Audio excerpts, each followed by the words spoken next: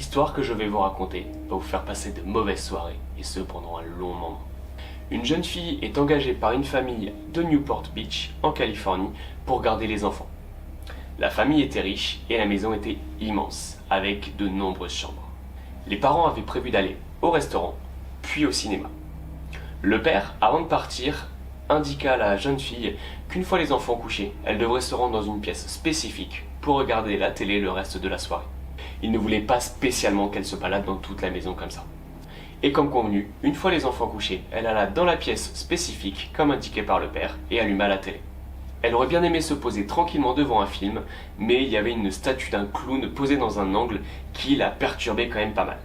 Au début, elle essaya de l'ignorer, mais son regard revenait constamment sur cette statue. Sans savoir pourquoi, une vieille peur enfantine, mais cette statue l'angoissait beaucoup, et elle commençait à ne plus pouvoir contrôler sa peur. La peur grandissante, elle décide d'appeler le père pour lui faire part de son angoisse. Les enfants sont au lit, mais me permettriez-vous de changer de pièce? La statue de clown que vous avez dans celle-là me perturbe. Et sa réponse ne va pas du tout la rassurer. Va chercher les enfants, fonce dans une autre pièce et appelle la police. Que se passe-t-il? Lui demande-t-elle. Fais ce que je te dis, et une fois que tu as appelé la police, rappelle-moi. Troublée, elle s'exécuta. Elle monta chercher les enfants, alla dans une autre pièce et appela la police.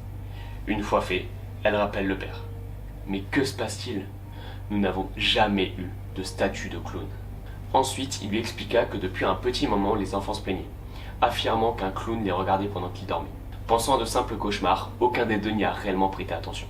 Quand la police se présenta sur les lieux, ils rentrèrent et appréhendèrent la personne de petite taille et déguisée en clown. C'était en fait simplement un sans-abri qui était rentré on ne sait comment dans la maison et s'y était installé. Comme la maison était particulièrement grande, c'était plus facile pour lui pour se dissimuler. Et en plus, pour survivre, il leur volait de la nourriture. Il expliqua à la police qu'il était rentré dans la pièce juste avant la babysitter et que, n'ayant pas eu le temps de se cacher, il a préféré rester figé et faire la statue. Pour certains, cette histoire sera inspirée de la vie de John Wayne Gacy, qui se déguisait en clown pour commettre de nombreux meurtres. Serial killer qui aurait d'ailleurs inspiré Stephen King pour son roman Ça.